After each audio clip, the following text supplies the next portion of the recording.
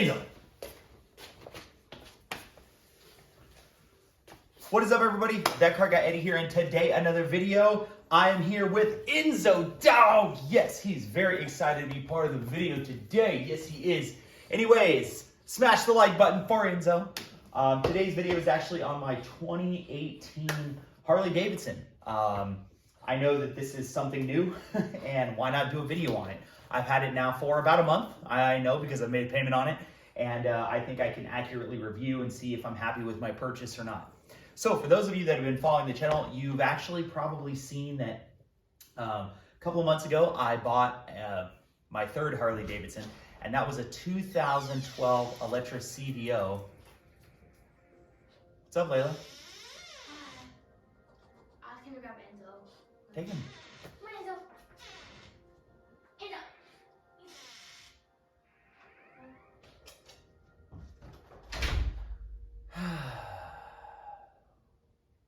Get a big house, they said.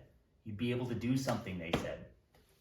Anyways, so that was a 2012 Electra CVO Classic, ultra limited. Basically, it was an all bells and whistles full bagger. And, you know, I really wasn't happy with that bike. It didn't, I mean, maybe if I would have taken it on more long rides, I would have been happier with it. But the simple fact of the matter is I'm not riding that far on my motorcycle in order to go do all that. Traditionally, when I ride for about 45 minutes and I get off the bike, or I ride for 30 minutes and I get off the bike. So something like this is going to be much more efficient. So let me actually start and get out of the way here and show you what this thing looks like full frame. So this is a 2018 Harley Davidson lowrider softail. The code that they use for is FXLR. And effectively what you're looking at here is you're looking at a 107cc Milwaukee 8 motor. That's with 4 valves per head, 2 heads of course. You're looking at a softail suspension, so it looks like it's hardtail, where there's no shocks. In fact, if you lift the bags up, you can see, you know, there's no shocks on it whatsoever. Arguably, I think the bike looks better without the bags. Functionally, I love having the bags. It's always funny, you're like, oh, I'm an old man because I want storage on my bike. Yes, you're an old man if you want some storage on your bike, but that's okay. The good news is that with the whole Dyna chassis and performance Harley movement, bags have become very much the norm on motorcycles, so it's not a bad thing. Stock, this thing probably makes about 90-ish horsepower and probably right around there similar on torque. It does have some upgrades done to it, which we will be doing full reviews on across the bike, either way you look at it. It does have an S&S Big Sucker intake on it, and it's the +1 extension, so it's an extra inch. That's really cool. It's also got an S&S front cover plate on it. It's got a Two Brothers Racing 2-in-1 exhaust system. It's got S&S brake lifter through here. It does have some T-bars on it. I'm not sure of the brand of these T-bars, but this is a 10-inch riser. It does have Heart Luck grips on it as well. What else? It's got a pretty rare factory custom option that's on it. This actually, and let me grab the camera here. This over here is the Harley Davidson quarter fairing that it came with. This is not a Memphis Shades. It's actually the Harley logo, and it's quick detach if you wanted to take it off the bike. But if we come over here and we look at it, it's a great looking quarter fairing. I love the way that the light is recessed and it's got the bullet cover on it. I wish that this was tinted, and you know what? It might be something that I tint down the line, but this will be a good way that we can actually get up nice and close to the motorcycle here. You can see that I've also done the LED retrofit kit on the front. I actually made a video on these, which is pretty cool, so check out the channel there if you want to see that. And this is what it looks like from the cockpit. So one of the great things about the lowrider is that you still have gauges.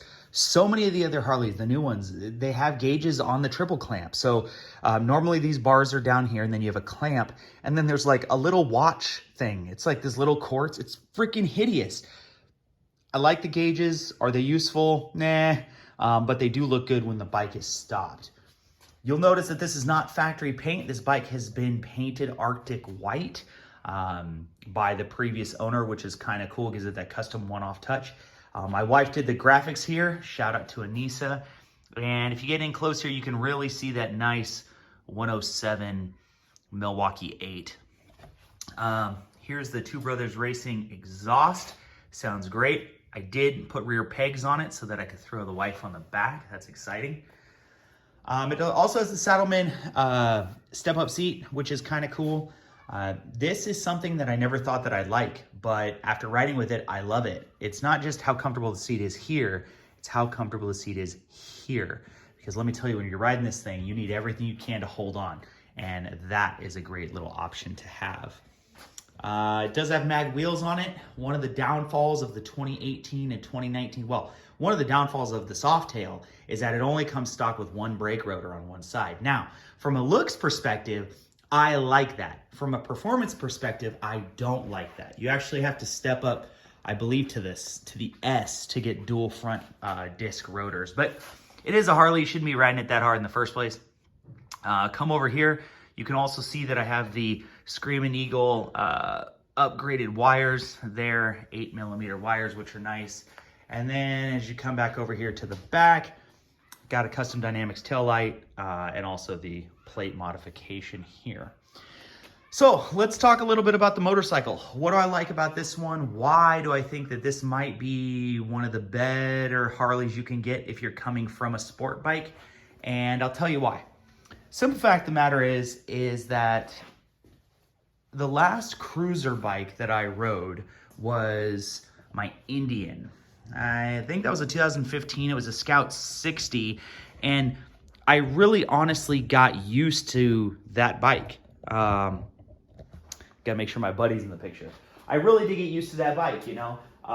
It was fast, it was light, it was nimble, it was low to the ground. And the only problem with it was it didn't have any wind protection, you know, and it was crazy because when I bought my new one, when I bought the CVO, that's all I wanted was wind protection, wind protection. And the craziest thing about it is I still had head buffering with the fairing. I will tell you that if I ever buy a full dress Harley again, I will buy a Road Glide with the fairing mounted to the frame, because that big fairing and it pushing on the handlebars, you did get a little bit of handlebar shake, which I didn't like. I also got some head shake. It had just the factory 8-inch windshield on it, but I have a fairly tall torso and the air hit right on the top of my head, and it kind of caused my head to bob back and forth like that, which I didn't like. This is, like I said, it's an entirely different motorcycle. This is something that you can take for longer distances. It does give you some air protection because it does have the quarter fairing in the front. Basically what the quarter fairing does is it moves the air away from your chest and over the top of you. Now, remember, I'm coming from sport bikes, so I'm used to air hitting my helmet. That's okay. Helmets are designed to have air hit them to keep them stable at speeds. The trick is air has to hit the whole helmet or the helmet tends to get a little wobbly. So I'm okay with air hitting my helmet. It doesn't bother me. What do I think about the bike? So it is about 300 pounds lighter than the CVO Electra that I had. And you know, when you're talking about a motorcycle, I think that was really my big thing, is how heavy the bike felt. Everything was sluggish. Turning was sluggish, takeoff, stopping was sluggish. It was just very, very sluggish. And while I was able to ride it harder, it just, you know what, it just really wasn't what I wanted. I'm a big fan of the new Milwaukee 8 motor. It runs nice and cooler than the other one. That 110 smoked the inside of my leg. And this one doesn't run as hot, which is nice. And when you want to ride it fast, you can ride this fast. I found myself consistently bouncing off the rev limiter of the CVO. Now, was the CVO a bad bike? No, it just really wasn't what I should have done. And kudos to Yuba City Harley for really coming through and giving me, they actually gave me what I paid for the bike plus taxes. So they were able to trade in the bike. They gave me such a good deal the first time that they were able to give me everything back for the bike. They sold me this. Now I know what you're thinking. They're like, oh, dealerships don't lose money. And you're right, they don't. They were probably into this for next to nothing, because I got a good deal on this and I got more for my trade, which means that whoever traded this in probably got smoked by Harley on the trade-in thing. So make sure you do your research. I've put probably about 300 miles on this thing so far, and I really love it. I was supposed to go on a big group ride today, and that didn't work because of the rain, so I decided to make a video and just kind of introduce you to the bike. Definitely like and subscribe. I'm going to go ahead and do a few more videos. One of them is going to be on my Scorpion full face helmet. Another one's going to be of should you tune your M8, because there's all sorts of different stuff out there, and I just recently tuned mine. I'll tell you all about it. Thank you very much for watching. Ride hard.